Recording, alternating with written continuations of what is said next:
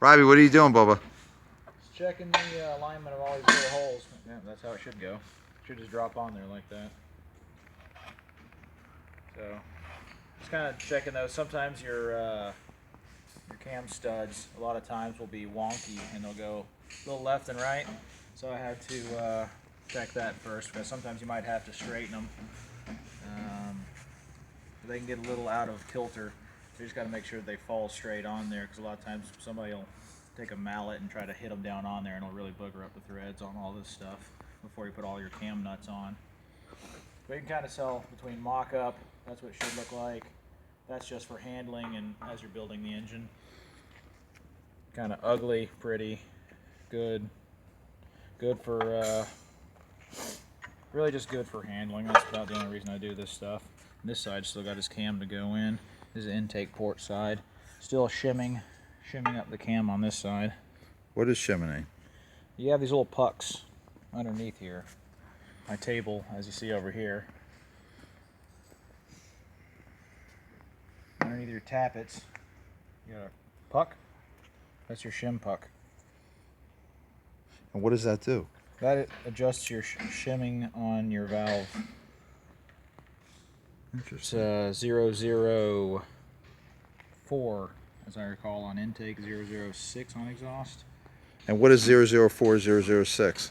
That is the clearance between the top of your valve and said puck. Got it. If it was 0 or more, it'll actually never close your valve. So you have to have that, and there has to be a room for heat expansion. Things getting hot, going hot through the heat range, hot, cold. That's what all these little feeler gauges are for.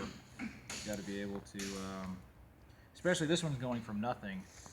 These had new all valve seats put in, so you're establishing valve seat height. So you have to start off from absolutely nothing. So you put in, first, I like to put in the shim that came out first, because I know the height's changed. So I'll go from that height, check it. As I'm doing it, you do one at a time. You put the cam in with the bearings, check one, go again, take it back out, measure it. You have to measure it with your feeler gauges until you get to your tolerance, which on this one is 006 on that side, 004 on the other. As soon as you establish that height, you're good to go. Then I have one of these big assortment. This is what you get when you get into this crap. A huge assortment of pucks like this. So those are all the different sizes. Oh, wow. Yeah. Some of them custom made, actually, because they don't make them. So some you have to have these things machined. Now, what does the 60 mean on it? That's 60 thousandths. See, if you look up here on this chart, they range. There's my biggest, there's my smallest. Sometimes through here you might have to have some made if you don't have a large enough. This is 0.124. That's about the fattest one that they come with. Yeah. But you can have some custom made a lot of That times. goes all in the valves. Yep, underneath underneath the cup. Wow. On top of the valve seat. So when your valve closes, you have to have a gap. If you don't have that gap, your valve won't be closing fully. Okay. Yeah. And if it's too wide, a lot of times you get valve float and flutter, and they just don't sound good. Clanky, clattery. Overhead valve engines are notoriously a little noisier than, internal valve engines. So as long as you close up those tolerances and make them, per spec, they'll be good.